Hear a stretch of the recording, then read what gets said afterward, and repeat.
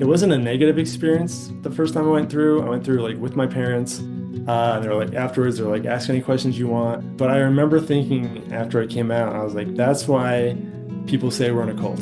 Because there were so many things that I didn't know were going to happen. And I just wasn't prepared that way for like the kind of like the step-by-step process.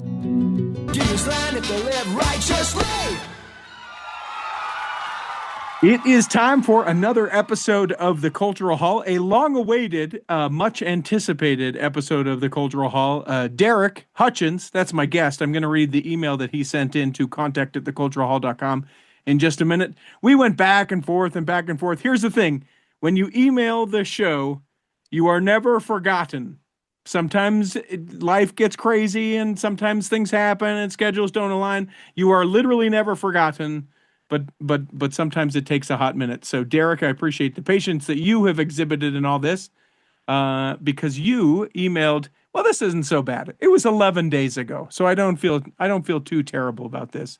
Emailed in and said, "Hey, recently became aware of the podcast. We'll talk about that in a minute, Derek.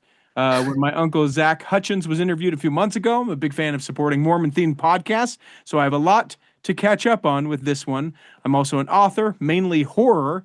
My Mormon horror novella, The Resurrection Box, was nominated for Best Mormon Novel by the Association of Mormon Letters in 2022, but, he said in all capitals, the reason I'm reaching out is because earlier this year I self-published a temple prep book that I would love the chance to tell you more about if you think it would be a good episode of the show. In my experience, the church's temple prep course didn't truly prepare me for the temple back in 2010, and I've talked to many others who feel similarly. I read several books that claimed to be temple prep books and couldn't find any that I felt were really what I wanted either, so I wrote one. It's free on Amazon. I'm really not trying to make money on this thing, so let's discuss. Reach out if you're interested." I said, yes, let's do it, and here we are. Welcome into Here the we Culture are. Hall, Derek. Thank you. Happy to be here. As a new-ish listener, you need to know that though it is available in podcast form, it is a show. Why do we call it that? Because anyone can have a podcast, but this is a show. Is that a very good definition of it? No, not really. We used to be on several radio stations. That was one of our distinguishing factors. But since we've been doing this now 14 plus years, know that if you ever refer to us with people, the true diehards, if you call it a podcast, they'll go, it's a show. That's I it. wrote show in the email, so Yeah, that's yeah. true. That is a fair point. But you both podcast and show. It's perfectly fine and welcome. Uh, Now I have to ask you, Mormon horror. Let's start there. That seems like, well, first of all, I think like it should have like morer, like Yeah, horror, like something like there's a fun name that should be invented there. But yeah. what brought you that? Is that just what you love? I think you just invented it, Okay. Richie. Yeah, that's what I love. I remember the church, grew up in the church, and ever since I was a kid, I've just loved horror. And I've always wanted to see more of those two things combining. And so I decided to write something that was had to do with the church, but also was a horror story. So it's So without spoiling it, like, yeah, because I feel like there's a certain level of like we're totally cool when Shiz loses his head in the Book of Mormon. That's fine, but we're yeah. like, but the young innocent BYU co-ed who happened to be up at the peak and whatever, she gets brutally stabbed. Like we don't lend that same sort of like allowance. Do you just have to forget that? You know, I think I don't know if I can speak to this because my mind I think operates differently than probably Tell the me. people who are I need to saying know those how your things. mind operates. Let's go. Tell me. Yeah. Um, no, I think for me as a storyteller, I think that, I love it. I love high stakes, and the stakes are never higher than when it's life or death. Yes. And so that's something that draws me in, and that's one of the reasons I really lean to horror. But you can Also, have that in suspense. You can have that in drama. You can have that in mystery. So it can't just be that part. What's the horror element of it? yeah. You didn't know I was going to ask all this. That's what I love about this conversation so far. And so many people have asked me this before, and like other horror people love horror, and I don't know, there's not like one great answer for it. Some people I think just naturally lean more into this. One answer I can give is that I think I appreciate it when if you're talking about a religious horror story, which is the one I wrote is a religious horror story, I really appreciate themes. If you're gonna have themes of religion in there, I think if you put darker themes in, that makes the religious themes, the themes of light and goodness and truth, kind of stand out more Yeah. and mean more. So Yeah.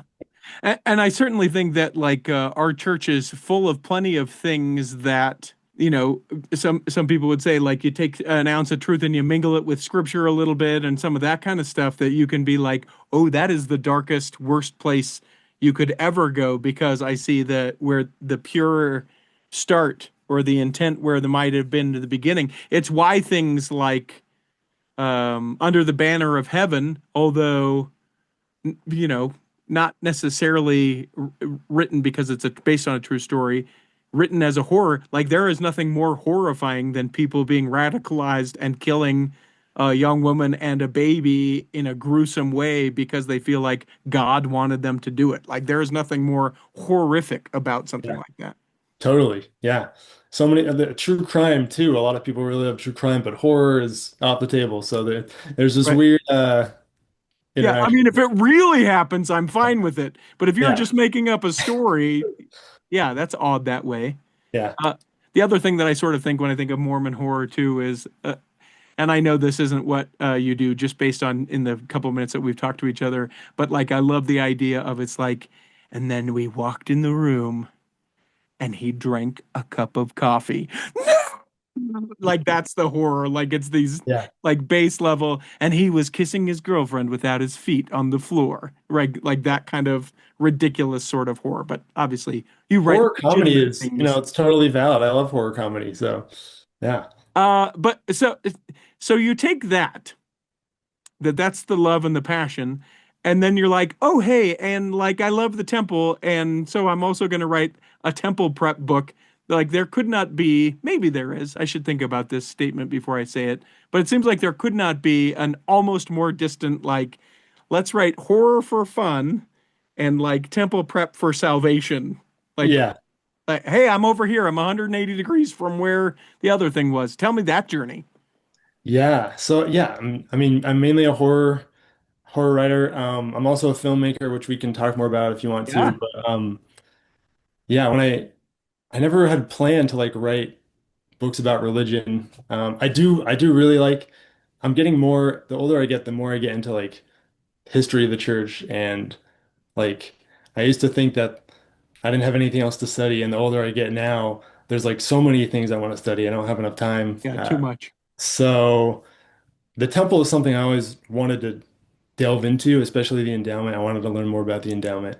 And I saw a post on Twitter back in 2022, back when it was still called Twitter, Mhm. uh, from a member or ex-member, I guess. He said he feels that the church manipulates people into making covenants that they aren't prepared to make or they don't even know the terms of. And I thought to myself, well, I don't agree with that term manipulate, but I do think that the church could do more to prepare people for the temple. And I was thinking, well, what can we do? Maybe there could be like a document that talks about the endowment. Um, and I'm a writer, so like maybe I could write that. Mhm. And then I'm also an elders quorum president, and then one of the tasks of the elders quorum president is to teach people about the priesthood. And so I was looking into the oath and covenant of the priesthood, and I realized that I didn't really understand the terms of that covenant. And so as I was learning about that, I thought, well, maybe we can include that in this as well. And maybe it could be a book. And since we're talking about the oath and covenant of the priesthood and the endowment, maybe we'll just talk about all the covenants of salvation. So that kind of expanded from that into a book. And What's it's fast free. Oh, what's sorry. Go fascinating to ahead. me about what you're saying though is I think that you're right. I think that there are some things and I don't know why and I would actually so I'm going to talk about this and then I'm going to ask you why you think this is. Yeah. Like when we go into the terms of purchasing a home of more and more now of borrowing money to go to school, of borrowing money to purchase a car, even getting married. We spend a lot of time getting to know, trying to find the ins and outs of those things, and those things. minus, a temple sealed covenant marriage are pretty, finite. Hey, this is going to be, but these very eternal, these very lasting, these covenants that we make with God, if you truly believe that that's what it is a two-way promise with God. We're like, yeah, I don't even want to go to the temple prep class. I'm just gonna go. Yes, yes, no, I'm in. Let's go. Here we go. I've made those covenants. Why do you think we don't look into them more, take more time to understand them? Why do we look at the earthly things with a much heavier um, amount of time, and then those other things we just kind of take lightly until we don't take them lightly, and then we go, oh man, I was manipulated or lied to, or I didn't understand, or whatever the thing may be on the other side. Yeah, I think there's two sides to that. There's the person preparing to make the covenants, and then there's the people who are set to prepare them, because there are temple prep classes Sure, and people you could talk to about the temple sure, usually. I think for the people preparing to enter the temple, I don't think they a lot of times really know even what to ask or what they're getting into. So sure, I think it's also trust. You grow up in the church or you're a member of the church and you just trust that, they're not going to put you into anything that, if you were going to, a situation they would tell you about if it was going to make you uncomfortable. I think sure, inherently people trust their leaders. And then for the people preparing, we have this stigma in the church, this phrase that it's the temple is sacred, not secret. I'm sure sure. you and many members have heard this, and I think there's just this tradition of that people don't talk about the temple, and even really good members of the church kind of follow this tradition because people don't want to get in trouble. They don't want to Sure. get in trouble with their bishop. They don't want to get in trouble with the leaders of the church.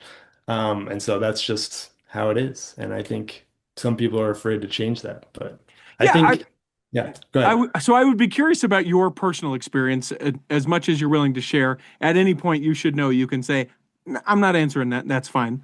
But like when you went to the temple for your first time, and I'm more than willing to share mine, so turnabout being fair play.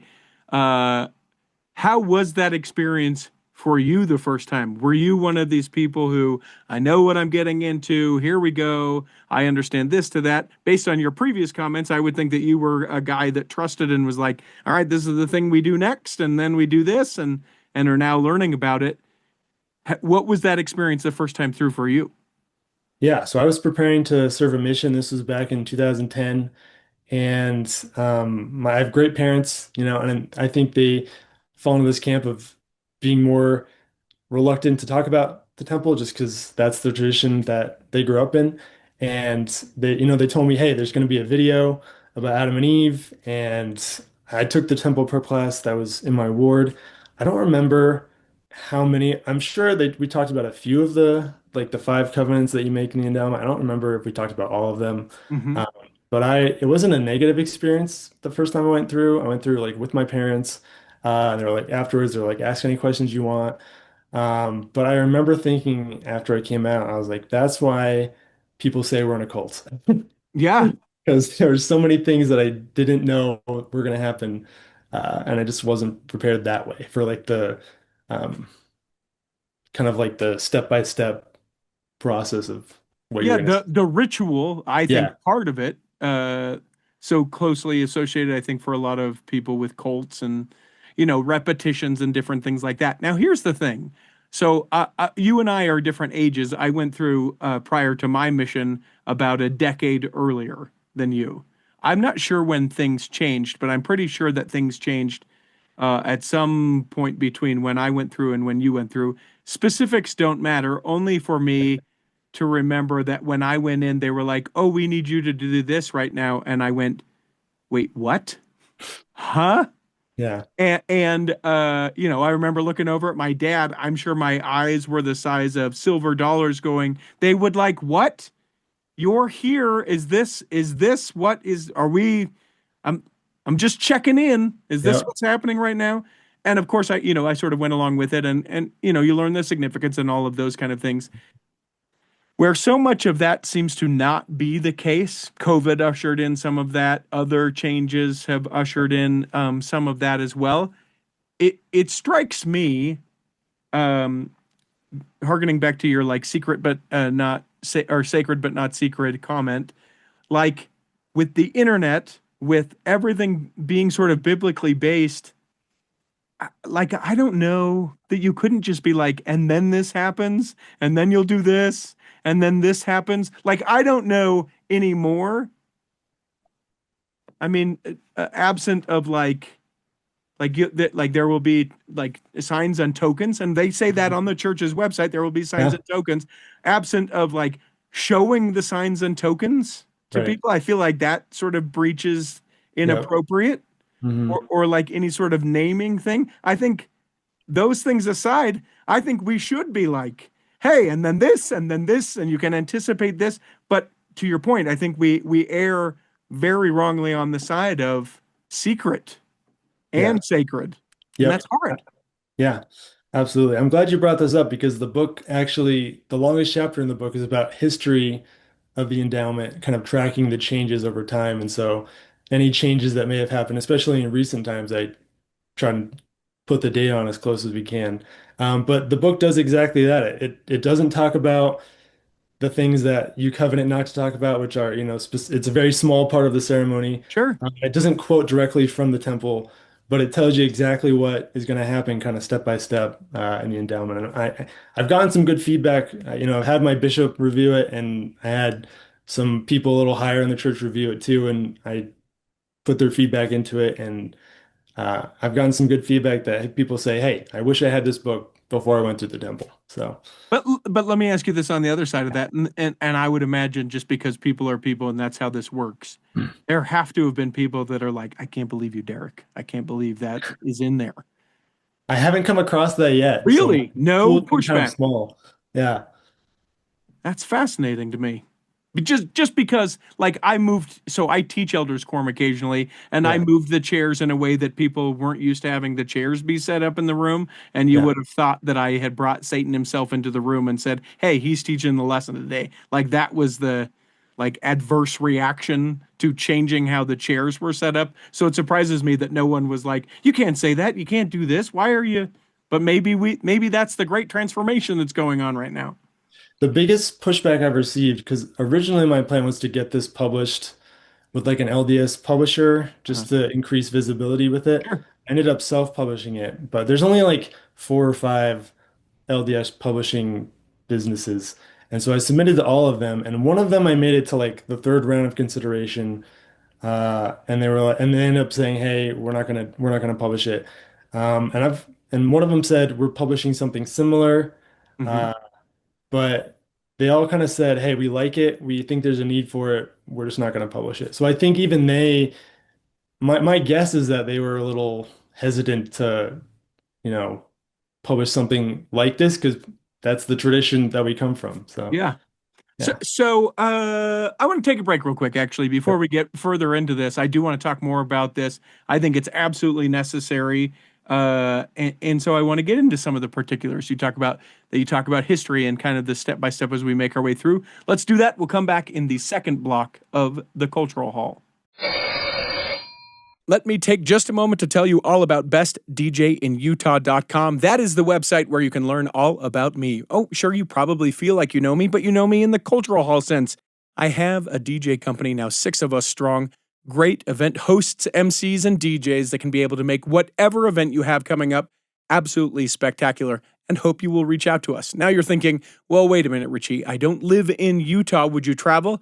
Absolutely, I would travel. Would they travel? Absolutely, they would travel. Whatever your event is, doesn't have to be a wedding or a community event. We can do all sorts of things. I can teach you line dancing. I can dance with you. We can do partner dancing. We can do all kinds of things, but we can't do any of it if you don't hit me up. You can go to bestdjinutah.com. You can fill out the form to get more information or get a quote, and then I will get right back to you. Find out why I'm so busy and why sometimes we don't get episodes of the Cultural Hall. It's all because of bestdjinutah.com. Here in the second block, remember, you can always become a Patreon saint of the Cultural Hall. You go to patreon.com/the Cultural Hall, where for as little as $5 a month, you can be a, like I said, Patreon saint, but also you can be a part of the secret but not sacred Facebook group where all of the Patreon saints are hanging out. We have tangential conversations like, doesn't Derek have great hair? I wonder if he uses moisturizer. Is it a mustache? Does he? All the things, whatever it would be, those conversations happen there. Plus, you get episodes typically a little earlier than you would get them anywhere else. Think about doing that. Patreon.com/, the cultural hall.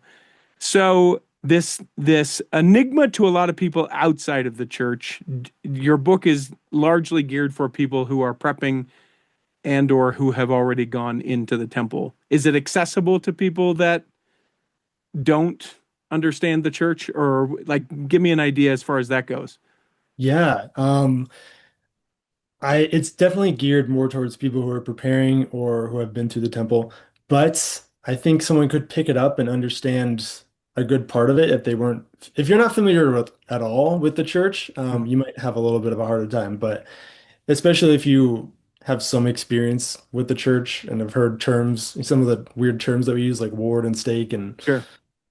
with the history, if you're a little familiar with the story of the church, I think you'll be fine. So, with your own personal experience, having the opportunity to go through the temple, and then other people's experiences where you recognize they probably don't even recognize what they have covenanted to, was that a struggle for you? A thing where you went, "Oh, geez, I don't know that I want to do this," or like a time where you questioned that, or was it like, "I'm good, I need to help others along the path"? Um, yeah, it was never not really a struggle for me. Um, I mean, I just kind of understand the church is we're still learning collectively and growing as a church, and so that's just, there's going to be things and there have been bigger issues in the past, frankly, that we've overcome. So Oh yeah, like what? No, I'm just joking. yeah. So well, we can get into that, Richie. No. But no, mainly it was like I think this is a place that I can contribute because the church, if you were you can't really get people to sign a petition to say, hey, we want a new temple prep course or something in the church. Right. I was like, I want to do it myself where I'm at, and just see what I can do here. So I know the church is working on revamping their temple prep program though. So Yeah, they're just going to take your book and be like, all right, if we have to change 20% of it to not be yeah, just copying or whatever. we'll look very closely at the wording there. Yeah, wait a minute. Uh, when you're going through and you're looking at the history of like the different changes and things like that, I guess I want to unpack some of the things maybe that you learned along the way. Is there something that either in the changes or in the history of the endowment that you went, oh, that's significant, that will stick with me more? Certainly, you've written a book and you want everyone to love every part of it, but something that you went, that struck me, that was moving to me, that changed the way I look at the temple.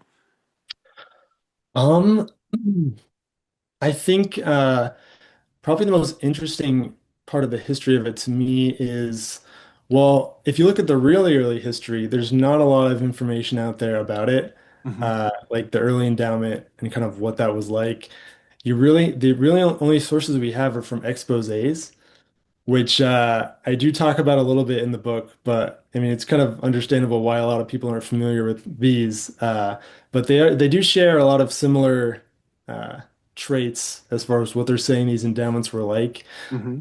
One of the things that's interesting is like when people used to get washed during the initiatory, they were completely naked, and you were washed in a giant tub, uh, Yeah. which I understand why that was changed. Although I think it's interesting because you look at the way things were, and there were other things like when you're going through the endowment, there was like obviously it wasn't a video before videos were around, it was a play. Hmm. And there were things like there was an actual tree in the temple, and people would pick the fruit, and you'd have to eat the fruit yourself. And we've lost, I think, some of the personal part of the endowment over time as it's become more kind of standardized and accessible to people worldwide. We've lost some things that I think are kind of cool and kind of bring the story home to you, this story of the endowment, and the fall and the atonement and things like that. That's Uh, significant. I did not know that like there was actually like, hey, eat this fruit in the temple. yeah, I had no idea about that. yeah. I've been to a live session. Have you ever been to a live session I before? went to one in the Salt Lake Temple, yeah, Before it for closed and it's yeah, not coming back, I don't think. yeah, It'll be a shocker if it does, but yeah. obviously in order to be able to help as many receive the blessings that they need, they have to streamline it. But I think you're right. There is something different And it's a different way of learning for some. I think that there's a lot of people that can learn. I watched a video, I did the things, and I'm able to do it. But there are a lot of experiential learners who going and doing the thing is what solidifies it to them that we just don't have in Yeah, the same way. exactly. Yeah. The other thing I'll mention is I wrote a whole book about the churches and the endowment's relationship with Freemasonry, Uh-huh. which is super interesting to me. I think it's by Matthew B. Brown. It's called The Endowment and the uh, Freemasonry or something like that. Sure. But there was a lot of, in the early endowment, there was a lot of things taken from Masonry, the Masonic ceremony, and because you can kind of you can look online and find out like what happens in the Masonic ceremony. And so we're able to Sure. compare and contrast, what those are like. And it's interesting because over time, some of those things that are like directly in the Masonic ceremony have kind of fallen away from the endowment, and we're kind of getting further and further away from the Masonic ceremony as we go. Hmm. Uh, One of the things that I'll mention is the exposés mention that the people in the endowment had to make a covenant not to talk about the endowment at all. And so I think, in my opinion, that's kind of where the this idea that you can't talk about the endowment started. Um, and I don't know if that's even from, I mean, you can we can talk about this. I don't know. We'll never be able to determine exactly, but is it from God or is it just from the Masonic ceremony that they covenanted not to talk about it? And so this was just brought over from there, but we're talking about it more and more, so we can debate it, but we'll never, I guess Well, we'll and never. I think I mean, it's an interesting topic too because yeah, I mean, if you take the early church and things being misunderstood or just understood differently than intended, or those Mormons are crazy people, they've come into our town and all these things, and now they have this secret thing that they're doing, and it just sort of builds on itself. I think that that is a far cry in a different time from, hey, www are Mormons and Freemasons temple the same thing.com. Okay, here like we're in a different age and a different information kind of thing. That I think lends to why I don't know. The covenants are as big a deal as they've ever been, but the discussion of them, the secrecy of them, I don't know where that serves us at Hmm. all, Yeah. except for, oh, I hear they do secret things in there. Well, they told me I walked through a temple. I got to see everything. Oh, but you didn't get to see it all. There's other secret things. The room where they sacrifice, like I literally have heard, the room where they sacrifice animals. You don't get to see that, where the blood goes through the vents. It's like, guys, no. Do you feel like I'm a person who would go to a temple that would sacrifice animals? You don't know Yeah. me very well. But because we have any element of secrecy, it still lends to those thoughts and feelings. Yeah. And but I think the silver lining here is even the institutional church is kind of shifting a little bit in how we talk about the endowment. We've had a video come out in recent years about the temple clothing, and it Hmm. talks about the clothing, and not only does it talk about it, but it shows the temple clothing in a video that's available to the public, which has never been done before, which is really Yeah. cool. And then I think Elder Bednar gave a talk in 2019 where he quotes Elder Taft Benson saying we need to talk about the temple more, and he lists the five covenants that we make in the temple and the endowment. Yeah. So this is becoming more and more part of our dialogue, even from the higher levels. Yeah, and I mean, without getting into it too much, I mean, beyond the covenanting not to, it was made very clear for a long time that if you told people what would be done to you within the Yeah. endowment ceremony, and so w that's been a while since that's been a part of the ceremony. You talking about the penalties? Yeah, yeah, Yeah. but that certainly lingers within a culture where it's like bad things, to put it very Yeah. lightly. If you do that, I think it is just a generational thing that kind of finds its way out. Interesting to note, just as a kind of a quick side note for people, there's a book called Method Infinite that we did an episode of the Cultural Hall about. It was with three authors who studied Freemasonry and the impact that it might have had on the prophet Joseph Smith. That's episode 637. That'll be linked in our show notes. And then in our first year, we sat down with a couple of Freemasons that were also members of the church. That's episode number 66. So if you like this kind of thing, the crossover from Freemasonry and that, you can find those couple resources there. I think that's pretty cool. Cool.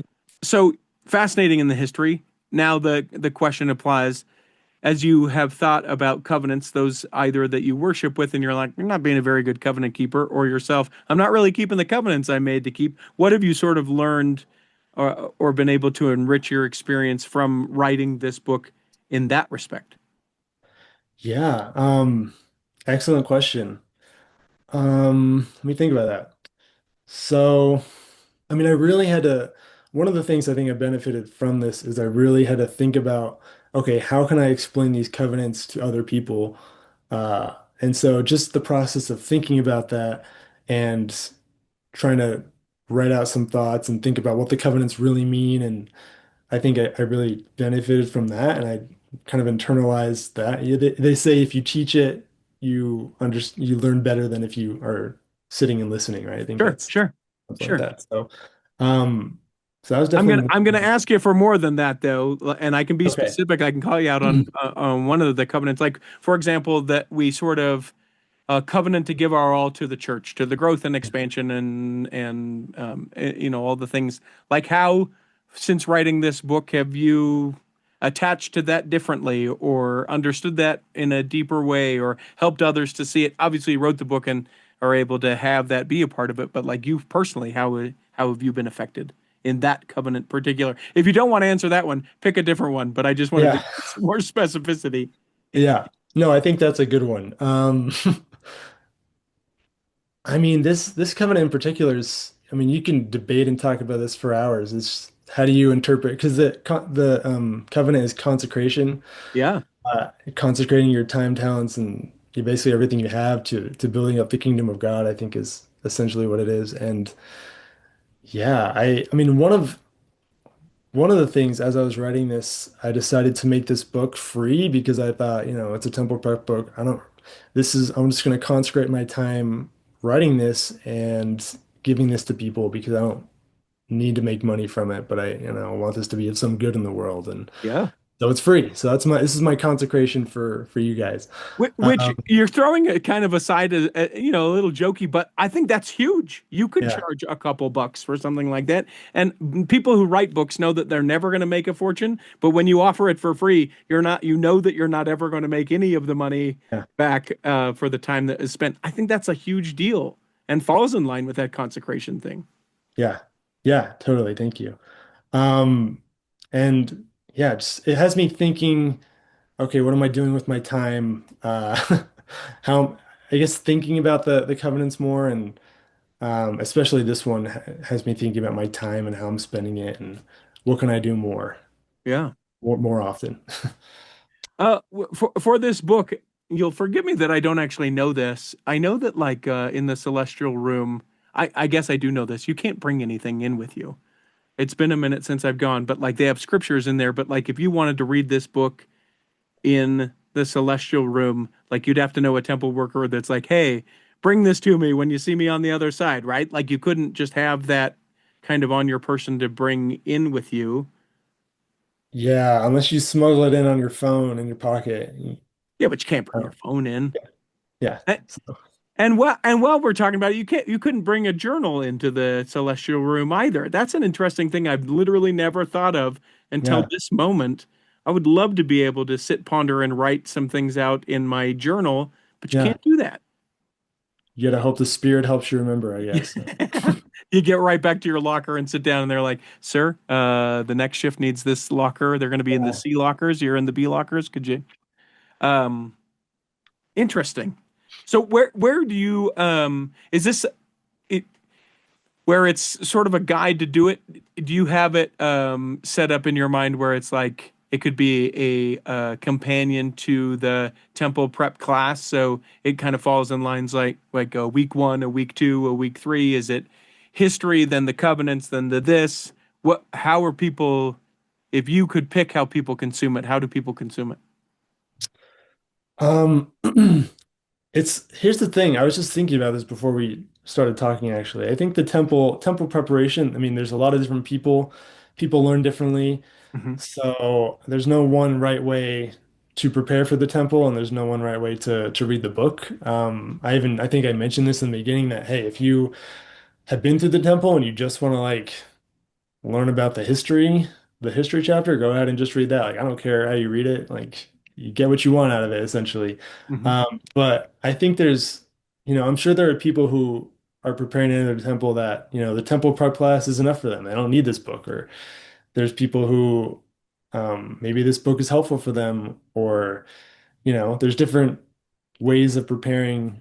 Um, people are different, so I don't know. It's probably Yeah. not the you were looking for, but No, I think, I mean, I like that it can be approached in all sorts of different ways. And if you would have said it's a great companion piece for the class, I would have said great. And if you would have yeah. said, I think they can smuggle it into the celestial room, I would have said also a great answer. Good for you. It's Yeah, pocket size. You can yeah. bring it in and just be able to beep. It unfolds like a map. Kids, look up what a map was. Um, I want to take another break. I have three questions that I ask everyone who steps in the cultural hall. I'll ask those of you, but I'm fascinated by all of this, so I just want to continue our conversation. Let's take a break and we'll come back in just a minute. If you're listening to this and you're thinking, man, you know what? I could do a podcast. You should. Having a podcast has been one of the things that a lot of people have really sought out to do. Some just to see, can I even do this thing? I'm here to tell you that you can. And I have consulted lots of people to be able to do it. Now, some people, I consult them and they go, oh, this was way more than I ever thought it would be. And other people go, oh, you know what? A podcast isn't for me, but you helped me decide to do this thing. Whatever it is, maybe it will end up being a podcast, or maybe it'll just end up being that we have some great times together. You realize that it's time to do that in a different season of your life, or the season is now. You can reach out to me, contact at theculturalhall.com, and say podcast consultant, or my email address, Richie, Richiet, Stedman at gmail.com. And be sure that you put podcast consultant in the subject line. Would love to talk to you and see if having a podcast would be the right thing for you. Here in the third block of the Cultural Hall, remember, just like Derek did, you can email us as well. Contact at theculturalhall.com. That is the email address. Always open, never closed. Send it in the middle of the night. You can get right out of the temple and be like, you know what? Something you said that came to me. I don't know that that would ever happen, but it could. And you could send that email right away at contact at theculturalhall.com. I think it's awesome. Not only the lesson learned in consecration and how you sort of exhibited that in what you've done, but to put this out and to be able to help people along the way. Writing a book is not easy. Researching a book is not easy. Do you feel like some people will say, I felt called by God to do this, or this was my mission? That's maybe a little bit more evangelical, but it's my mission from God to do this. Do you feel like it was that intentional, or was this something that you're like, oh, I'm going to do it? That's a good question. And I've thought about this a lot. And I can't say definitively that, I got inspiration to write this, Uh-huh. but and I've thought about this as I've spent a few years writing this. And the temple, it's funny because the temple has changed. The temple ceremony has changed like two or three times during the course of me writing this, and I've had to go back and like revise things. But as I've been going, I've had thoughts and impressions and I've found sources that help me kind of fill in things that I was looking for. So, does God want me to write this book? I don't think he's against it, is what I'll say. Yeah. You're on Yeah. team God. I get it. Yeah. Yeah. And I think I mean, to any light, any knowledge that we can gain further about something, to your point, I learn in a different way. I'm able to pick up that book, understand the covenant, become firmer in the covenant, whatever the thing may be. I think that that's a great place. Even sometimes, people will and this always makes people nervous, but you go to a different church and you go, oh, hey, I learned this aspect of giving, of being stewards from these people, and that made me a better steward. Great. I don't think God's like, I don't know, the Presbyterians, that's where you learned it. Yeah, you get out, Yeah. that's not where I think that comes from. So I think that's pretty significant. Um, I wish to ask you too, are you a married person I am married, yes. and do you have kids? I do. As you look to, assuming that your kids, and we don't get to choose people and all that stuff. How, having written this book, do you engage with your kids differently maybe than your parents engaged with you about the temple or about covenants, because kids make a baptismal covenant that I would contend is a way bigger thing in some respects that people don't understand. And we're like, yeah, at 8, you're good. And it's like, at 8, I've been baptized twice. That's a true story for a different time. And I finally understood it the second time, kinda. So Yeah. how do you take this and those things that you've learned and share that with kids, or has that not impacted it at all? Yeah. I mean, my kids are young. My oldest is 5, just turned 5. So, but yeah, preparing for baptism, we've talked about baptism. We've had lessons about the sacrament and the covenant of baptism. I don't know if it's sunk in, but we're talking about it. And I don't know if that's any different than what my parents did, but I'm sure that, we definitely talked about baptism and prepared for it. But as far as this book goes, I have 2 girls and another girl on the way. So I want my girls to grow up in the Congratulations, world. girl Yeah. dad. Yes. The Thank most you. you want to talk about horror, that story right there, girl dad. Because you remember Yep. how you were as a teenager? Those guys are coming over to your house, and I don't know how you were, but I know how I was, and I can't imagine. So hold on tight. That's some horror right there coming down the road. Yep. Sorry, Yep. didn't mean to throw We'll that scare. we'll get there at some point, but Sorry, I um interrupted. But with the girls, you're one on the good. way. Yeah, so I want my girls to grow up in a world where we talk about the temple and in a way that I think is more helpful and prepares them for the temple, at least in our home, and in writing this book, I've learned a lot, so I feel like I'm more prepared to have those conversations. So, How about the relationship with your wife? The covenant of eternal marriage, certainly, something that is engaged in, discussed in the temple, and then you have this partner. How have those conversations been? Is she a member? I guess I shouldn't even assume that. My wife's not a member of the church, so we don't find ourselves on those levels of those discussions. Although I would contend when you try and explain garments to a non-member uh, person, we sort of just accept things within the church. But when you're like, well, so I wear them because, like, it's a whole different kind of conversation. I digress. Going back, how does it increase the depth of the relationship with your spouse? yeah, my wife is a member. I don't know that, yeah. I mean, I can only speak for myself here. I don't know if, exactly how I can't articulate how it's affected her, I guess I want to say. But for me, one of the things that struck me as I've been thinking about and reviewing the covenants is in the sealing ceremony, it talks about the new and everlasting covenant, and and that what that means is you're keeping all the covenants that you've made, and your sealing is essentially only effective if you're keeping all your covenants, including the endowment. So the endowment's really important, and there's a lot in the endowment that we should all be paying attention to Hmm. because it is preparatory for being sealed. A lot of people, especially if you didn't go on a mission, if you're just getting the endowment and then going to get sealed like the next day, it's kind of a whirlwind. You might not, you know, I don't know if you're fully into it at that time or how seriously you're taking it because you just want to get married. But that Sure. endowment is, a big covenant that I think we need to pay more attention to because of how it impacts our sealing. Um, and just the covenant of the sealing itself, the things that, I'm coveting to do as a husband. Um, I've I've thought about that and tried to make changes based on, you know, that. Yeah, because you understand, I think, the depth of it. I got to ask you this just because I think it's fun. Does Yeah. your wife like this stuff, or is that's Derek's nerdy thing? Derek does the temple thing. I've read it. It's good, sweetheart. I love you very much. Or does she kind of join you in the nerdiness about it? It's not entirely her thing, but she's fine with it and we'll talk about it, but I don't know if she'd initiate those. I feel like I probably initiate more of those kind of conversations than Sure. her. There's no shade on that. Yeah. Yeah.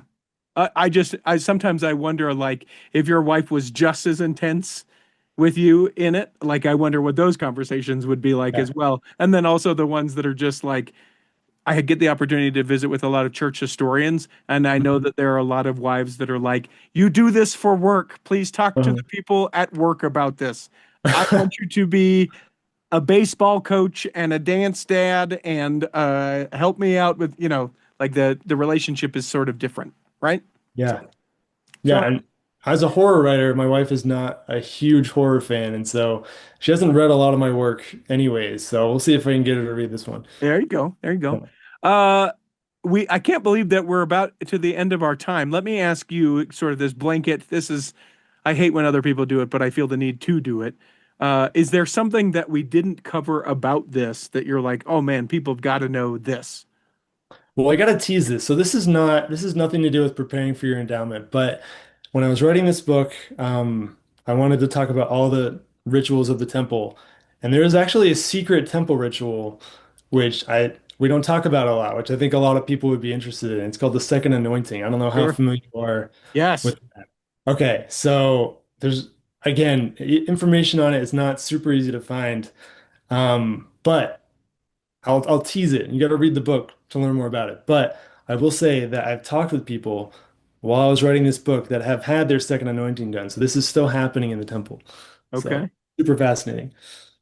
Now, do you now because I love a conspiracy, I love a hearsay, I love any of that stuff. Do you think that those people that said that they've had their second anointing actually have, or they just want to be part of the, oh yeah, you haven't, Derek? I totally have. Because there's a little part of me that feels like maybe like it's a thing. Oh yeah, no, we totally have our house paid off. Yeah, Yeah, no, we I did I that think kind of thing. I do think it's legit because even one of the people I was talking to, I was like, hey, because I knew kind of there's certain people that have had certain callings that are more apt to get this kind of invitation to get your second anointing than others. And so I asked them, hey, have you had this done? And they said no. And then they thought about it and they were like, wait a minute, I'm what is it literally also lying about a referred to as temple. this? And I was like, yeah. And they're like, oh, I'm not supposed to talk about that. And then they talked about it for like a minute, but I was like, okay. Yeah. Yeah. Yeah. Yeah. And already, for those who don't know, mind's blown. They're like, wait, what? Yeah. Yeah. Yeah, now fascinated. There will be a link for people to be able to get the book in the show notes. Simple as easy as just going and getting it. Yep. It's just Yeah, on Amazon. You can get the digital copy free. I wasn't able to make a physical copy free because you have to sure. pay for like printing costs and stuff. But Yeah. yeah, you can Yeah. definitely get the digital. So digital copy for free. If you want it printed, guess what? You're paying for paper, everyone. He's Yeah. not going to buy your paper. He loves you very much. He consecrated, but he's not buying your paper. Yeah, I think you can handle paying for the paper. I can't imagine it's very much. Yeah. Yeah. So on Amazon, I think it's like 12 bucks. That's as low as I could make it. So Yeah. That's yeah. great. That's great. 12 bucks for several years of your life and research. Yeah. I think people should and could handle that. Derek, there are three questions we ask everyone who steps in the culture hall. I've sort of already got the answer for one of them.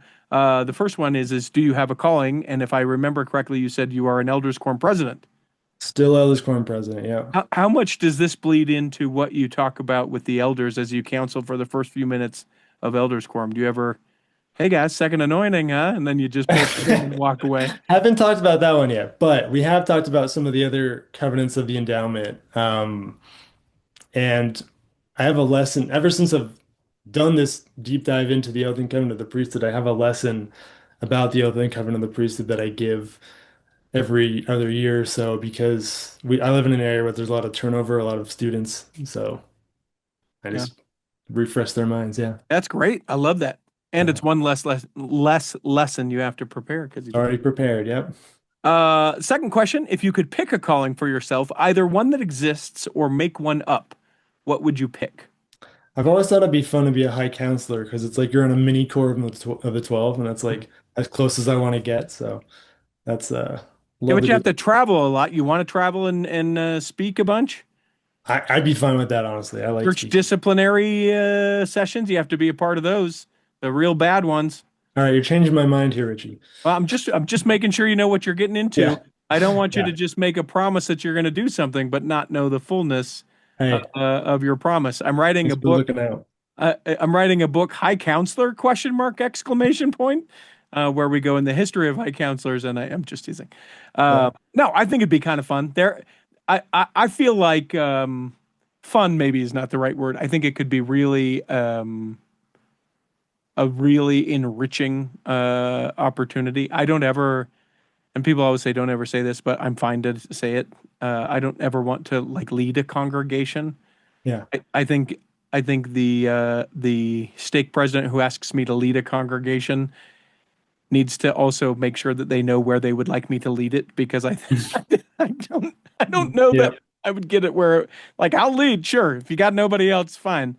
But I think something like that where you can be instructive and be able to visit and be able to counsel, I think that could be kind of a fun thing. You Yeah. don't get the soft chairs like the 70s or the apostles, but I guess it depends on your stake. Maybe some of them have. Oh, you're talking about on the stand? yeah, up at Yeah, yeah. the conference center, right? You're just hanging out. The True. final question we ask everyone, I digress. Uh, we ask you to interpret it however you may. But the question is what is your favorite part of your faith? Yeah. That was a really good question. And I listened to Zach's episode and I should have been more prepared to answer this and thought about it, but I did not. So let me think about it now. Um, I I like that the church encourages us to be kinder to other people. And that if you think about it, if you boil down Christianity, that is the main message of it. It's just, hey, be nice to people. Um, and I really think God, I mean, obviously the church is not, in terms of the world, the church is not huge. He loves all of his children. Um, I think I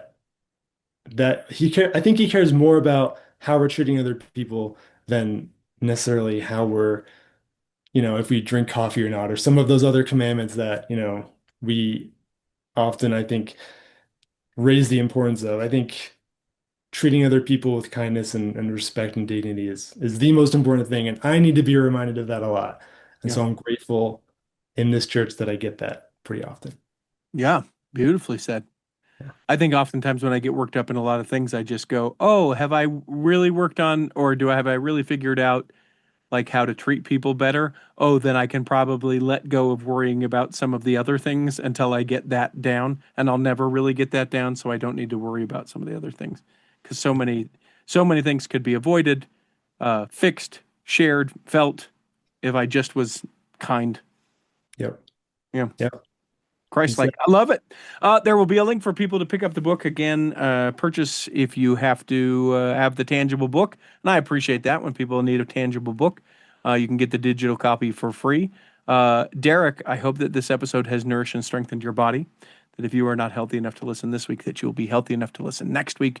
And that when the time comes, that you will be able to travel home in safety. In the meantime, go Tar Heels. Chris at Alpine Lakes Travel, Debbie Wanless, Chocolate Cake Bites Podcast, and the Tiger with a U will be saving a seat for you on the back row of the Cultural Hall. Save me a seat, it's sure to be neat on the back row. We really gotta go on the Cultural Hall show.